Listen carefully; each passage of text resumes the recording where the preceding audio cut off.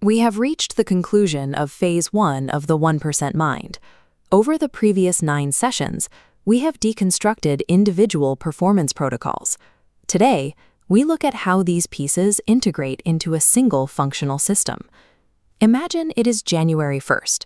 You have outlined 10 significant changes: a 5 a.m. wake-up time, an hour of exercise, 50 pages of reading, and a complete dietary overhaul. You are attempting to rebuild your daily life from scratch. For the first 4 days, the novelty provides enough adrenaline to sustain the effort. You meet every metric. You feel a surge of confidence, believing you have finally found the resolve to change. Then, day 5 arrives. A stressful afternoon at work runs late. You arrive home exhausted, with your cognitive reserves depleted. Because you lack the energy to cook, you order processed takeout. The subsequent glucose spike and crash leave you too lethargic to read. You open a social media app for what you intend to be a 5-minute break. 90 minutes later, you are still scrolling. You go to bed 2 hours late. When the alarm triggers at 5 a.m., you are in a state of sleep deprivation. You hit snooze and skip the gym. By mid-January, the system has collapsed. Returning to your baseline creates a sense of shame. You conclude that you are simply incapable of change, or that you lack the necessary willpower to succeed.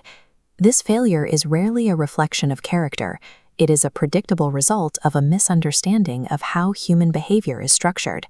High performance is often marketed as a collection of separate boxes, one for health, one for career, one for relationships.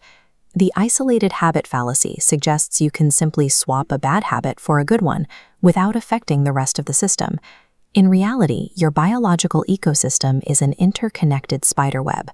Pull one strand, the structure vibrates, and tension pulls it back. This is why inserting a deep work habit into a toxic environment fails. If surrounding nodes are sleep deprivation and poor diet, friction overwhelms new behavior. Your established identity functions like a psychological immune system. It recognizes a radical change as a threat to the current equilibrium and works to neutralize it. Relying on raw willpower to force a single positive habit into a negative biological network is an inefficient strategy that leads to predictable burnout. Most people attempt to change 10 habits simultaneously, using a finite battery of willpower. High performers take a different approach. They analyze their daily network to find the center node, the one behavior that influences the highest number of other variables. In behavioral science, this is known as a keystone habit. A keystone habit is a foundational behavior that serves as a catalyst. It initiates a chain reaction across your entire day. Adjusting this single node shifts your neurochemistry and environment, making other positive changes feel less like an uphill struggle. By focusing on this single point of leverage, you can align dozens of other behaviors without increasing your total effort. Consider an ambitious professional struggling with poor focus, a high-sugar diet, and erratic sleep patterns. Instead of fixing everything at once, they commit to one non-negotiable, a 45-minute resistance training session at 6 a.m.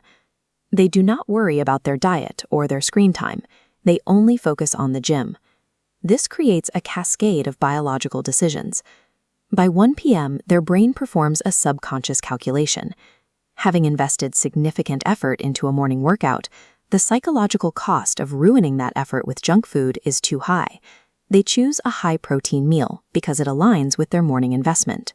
By 10 p.m., the central nervous system is naturally winding down due to the morning's physical exertion. The physiological drive for recovery overrides the impulse to stay awake scrolling through a feed.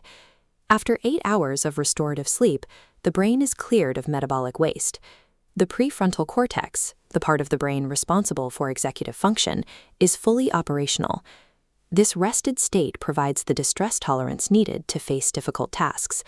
When they sit down at their desk, they enter a state of deep work because the biological friction of procrastination has been removed. High performers achieve more, not because they possess superhuman discipline, but because they identify the specific biological levers that allow the laws of physics and biology to do the heavy lifting for them. Your keystone habit does not have to be physical fitness. The key is to find the behavior that has the most significant impact on your specific goals. For many writers and creators, the keystone is the first-hour lockdown. For 60 minutes after waking, they permit zero external input. No email, no news, no social media. By protecting their morning neurochemistry from erratic dopamine spikes at 7 a.m., they find they have significantly fewer cravings for distractions throughout the rest of the afternoon. For others, the keystone is financial tracking. Spending 5 minutes logging every transaction shifts their internal perspective from a consumer to an owner. This awareness often leads to eating out less, which improves nutrition, which increases energy, which ultimately leads to better performance and career advancement. A single well-placed habit can reorganize an entire life by creating a path of least resistance toward your objectives. We have now built a comprehensive framework across these 10 sessions. We began by addressing the dopamine trap and using the 5-minute law to bypass the resistance to starting. We used evidence-based identity shifting to ensure your internal self-image matches your external ambitions, preventing the self-sabotage that stops most progress. We reorganized your environment to make success the default path, acknowledging that willpower is a limited biological resource. We reframed imposter syndrome as a sign of growth, evidence that you are operating at the edge of your current abilities.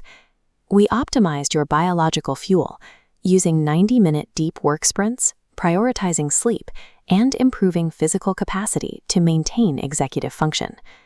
These concepts are the nodes of your performance network. When linked together, they form a self-sustaining system. Your environment protects your sleep fuels your fitness, and your fitness provides the focus required for deep work. When the network is established, high performance is no longer something you force. It becomes the standard operating procedure of your daily life. You now have the internal engine of a high performer, but an engine requires a direction. In our society, one of the primary tools for leverage and autonomy is the accumulation of capital.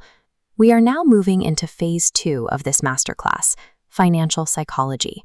In our next session, the psychology of spending, we will analyze why even high earners often remain financially stagnant and look at the cognitive biases that influence how we manage wealth. If this first phase has provided value, please like the video and subscribe. Share this with someone who is ready to move beyond isolated changes and start building a more effective system. Stop fighting individual habits. Build the network. I will see you in phase 2.